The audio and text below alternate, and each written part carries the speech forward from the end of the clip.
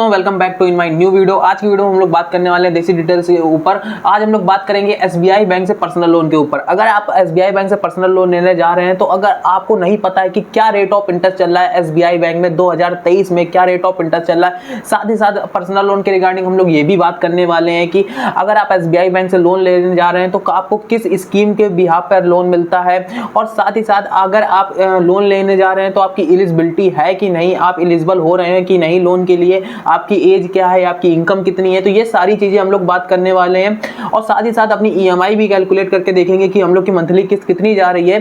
तो इस वीडियो में हम लोग थोड़ा इन डेप्थ में बात करने वाले हैं। अगर आप ये वीडियो 10 मिनट की इस वीडियो को अगर लास्ट तक देख लेते हैं तो आपको एसबीआई बैंक से सारी रिलेटेड सारी डिटेल मिल जाएंगी। तो अगर आप चैनल पर नए हो तो प्लीज यार भाई के चैनल देसी डिटेल्स ओनली को सब्सक्राइब कर देना। चलिए अब हम लोग चलते हैं कि एसबीआई बैंक के ऑफिशियल पेज पर। तो हम आ चुके हैं इनकी साइट पर। जो ये वेबसाइट है, इस वेबसाइट की लिंक मैं आपको डिस्क्रिप्शन में दे दूंगा, क्योंकि यहाँ पे आपको सारी चीजें हिंदी में देखने को मिल जाती हैं। जो भी आपको प्रॉब्लम होगी, जो भी आपको दिक्कत होंगी, वो सारी चीजें आपको यहाँ पे हिंदी में देखने को मिल जाती हैं। तो इस वेबसाइट की लिंक आपको सिंपल डिस्क्रिप्शन बॉक्स में मिल जाएगी।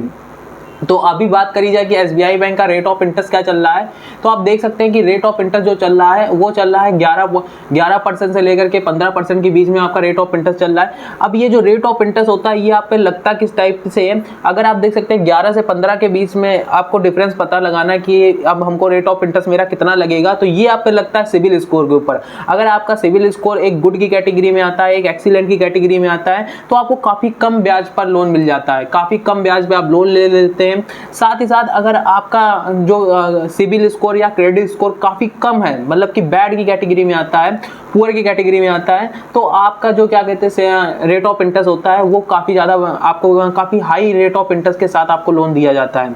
बात करी जाए कि लोन अमाउंट की, तो ये लोग आपको 20 लाख तक का लोन अमाउंट देते हैं। अब मिनिमम मंथली आपकी सैलरी कितनी होनी चाहिए, 15,000 रुपए आपकी प्रतिमाह होनी चाहिए। और टेन्योर, अगर अब यहाँ पे देखो एक क्वेश्चन ये भी आ जाता है कि भाई सब लोग कहते हैं कि मेरी 10,000 सैलरी है तो क्या मुझे लोन मिलेगा क्या नहीं मिलेगा।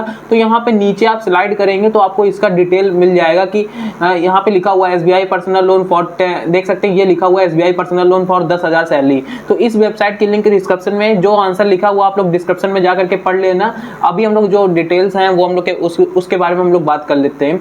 तो टेन्योर की बात करी जाए तो आपको 6 साल तक का यहाँ पे टाइम पीरियड देखने को मिलता है। प्रोसेसिंग फीस की बात करी जाए तो 1.5% प्रोसेसिंग फीस लगती है, मैक्सिमम आपकी 15,000 रुपए। अगर आप 5 लाख का लोन ले रहे हैं तो उससे 1.5% आपकी प्रोसेसिंग फीस काट ली जाएगी, उसके बाद आपको लोन दिया जाएगा। ठीक है। अब पेंशनर के लिए इन्होंने लोन अमाउंट देते हैं, वो 14 लाख तक का आपको लोन अमाउंट देते हैं। तो चलिए अब हम लोग को देखो रेट ऑफ इंटरेस्ट भी पता चल गया। अब रेट ऑफ इंटरेस्ट आपको लगता किस हिसाब से आपकी सिविल स्कोर पर डिपेंड होता है। तो सिविल स्कोर अगर आप हमेशा बढ़िया रखते हैं, गुड की कैटेगरी में रखते हैं, एक्सीलेंट की कैटेगरी में रखते हैं, तो आपको काफी कम ब्याज पर लोन मिल जाता है। हालांकि जो आपका सिविल स्कोर होता है वो आप हमेशा मेंटेन करके रखा करिए, जिससे आप जब भी आपको लोन की जरूरत पड़े तो आप आसानी से ले सकते हैं। ठीक है। तो अब हम लोग चलते हैं भाई अपने ईएमआई कैलकुलेटर पर। तो हम आ चुके हैं ईएमआई कैलकुलेटर पर। इसकी लिंक सिंपल डिस्क्रिप्शन बॉक्स में मिल जाएगी।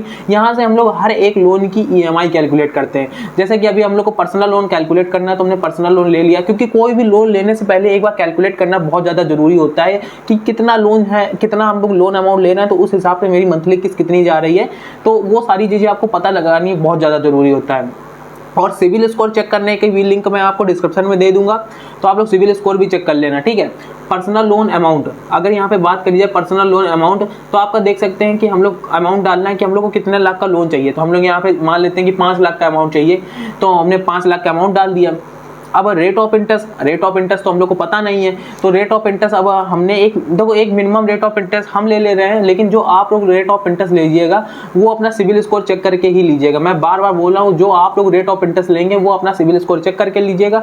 यहाँ पे मैं एक रैंडम रेट ऑफ इंटरेस्ट 11% का ले लेता हूँ, 11% का ले लेते हैं। और यहाँ पे लोन टेन्योर, तो लोन टेन्योर हम लोग 5 सालों को लेते हैं। ठीक है। 5 सालों का हम लोग लोन टेन्योर ले लेते हैं। 5 लाख का अमाउंट 5 सालों के लिए लेते हैं। तो आप लोग देख सकते हैं कि हमने यहाँ पे लोन अमाउंट कितना लिया, लोन अमाउंट हमने 5 लाख का लिया और 11% के रेट ऑफ इंटरेस्ट से। अब यहाँ पे हमने कितने सालों के लिए लिया, 5 सालों के लिए। तो आप जा करके देख सकते हैं कि हम लोग की जो मंथली किस्त बनती है वो बनती है जाकर के 10,871 रुपए बनती है, और जिसमें वो टोटल जो ब्याज देना पड़ रहा है वो देना पड़ रहा है 1,52,271 रुपए, और जो टोटल पेमेंट करनी पड़ रही है वो करनी पड़ रही है 6,52,273 रुपए। अब आप देख सकते हैं अगर आप 5 लाख का अमाउंट 5 सालों के लिए ले रहे हैं तो आपको कितना ज़्यादा ब्याज देना पड़ रहा है। अगर यही अमाउंट आप 5 लाख का अमाउंट है, देखो पर्सनल लोन जब ले रहे होते हो तो इमरजेंसी फंड होता है ये। अब इमरजेंसी जब फंड आप लेते हो तो आपको एक चीज़ याद रहनी चाहिए कि जब भी आप इमरजेंसी फंड लेते हैं तो आपको एक चीज़ हमेशा याद रखनी चाहिए कि आप अपने जो टेन्योर है उसका काफ़ी यूज ना करें और जल्दी से जल्दी लोन चुकाने की कोशिश करें, क्योंकि इसमें हाई रेट ऑफ इंटरेस्ट लग रहा होता है। कहीं 13%, 14%, 15% का आपको इंटरेस्ट लगता है, तब जाके आपको इमरजेंसी लोन मिलता है। उसके बाद ये लोग अगर आप लंबे पीरियड के लिए ले लेते हैं तो इसमें बैंक का फायदा होता है। जैसे यहाँ पे आप लोग देख सकते हैं कि 1.5 लाख तक का यहाँ पे बैंक को फायदा हो रहा है। अब इसी जगह अगर मैं बताऊं कि मैं यहाँ पे सीधे 5 लाख का अमाउंट मान सको कि आप 2-4 सालों में देखो जैसे हम 4 सालों के लिए लेते हैं तो 1.5 लाख से 30 हजार रुपये हम लोग बचा लिए केवल 1 साल में। और हम लोग की मंथली किस्त केवल बढ़ी है और कुछ नहीं बढ़ा, केवल मंथली किस्त बढ़ती है और कुछ नहीं बढ़ा है। अगर यहाँ पे मैं 3 सालों के लिए कर देता हूँ तो 3 सालों में आप लोग केवल 90,000 मतलब कि 60,000 रुपये आप सीधे सीधे बचा रहे हैं और आपकी मंथली किस्त 9,000 से सीधे 16,000 हो जाती है। केवल इतना डिफरेंस आता है, क्योंकि आप देखो लोन जो लिया वो तो चुकाना है, चाहे लेट चुकाओ चाहे बाद में चुकाओ। तो लोन के यार पहले प्रायोरिटी देनी चाहिए। जो आप देखो एक चीज याद रखना, जो आप क्या कहते हैं इमरजेंसी लोन ले रहे हैं ये हमेशा जल्दी चुकाओ। जो देखो होम लोन होता है उसमें हम लोग मान सकते हैं कि क्योंकि ब्याज भी कम होता है, उसमें जो रेट ऑफ इंटरेस्ट लग रहा होता है वो काफी कम लग रहा होता है, लेकिन जो इमरजेंसी फंड होता है इसमें रेट ऑफ इंटरेस्ट काफी ज्यादा लगता है। तो आप लोग हमेशा यार जब भी लोन लें तो लोन चुकाने की जल्दी कोशिश करें इमरजेंसी फंड में। तो आई होप आपको ये चीज क्लियर हुई होगी। तो इस EMI कैलकुलेटर का यूज करके आप लोग पता लगा सकते हैं कि आपकी मंथली किस्त कितनी जाएगी। जैसे हम लोग ने यहाँ पे कैलकुलेशन के ऊपर बात करी तो यहाँ पे परसेंटेज वाइज आपका प्रिंसिपल अमाउंट 84% और 15% आपका टोटल ब्याज जा रहा है। अगर बात करी जाए नीचे आते हैं तो नीचे आपको पूरे 3 सालों 4 सालों का पूरा डेटा यहाँ पे क्लियर कर दिया जाता है कि हर महीने आपका कितना ब्याज जाएगा, कितना क्या जाएगा। तो सारी चीज़ें आपको ये हर महीने यहाँ पे क्लियर कर दी जाती है। तो आई होप आपको ये चीज़ समझ में आई होगी। तो अगर नहीं समझ में आती कमेंट कर देना, हम लोग नेक्स्ट वीडियो में क्लियर कर देंगे, ठीक है। तो इस EMI कैलकुलेटर की लिंक डिस्क्रिप्शन में है। रेट ऑफ इंटरेस्ट जो आप डालिएगा सिविल स्कोर चेक करके डालिएगा, सिविल स्कोर चेक करने की भी लिंक मैं डिस्क्रिप्शन में दे दूंगा, ठीक है। अब और इस EMI कैलकुलेटर की लिंक डिस्क्रिप्शन में आप लोग जाकर के थोड़ा इन डेप्थ में पढ़ना। अब यहाँ पे एक बात आती है कि जब आपको लोन मिल रहा होता है तो वो आपको कुछ स्कीम्स के ऊपर लोन मिलता है। ऐसे कोई भी ऐसे लोन नहीं दे देता है।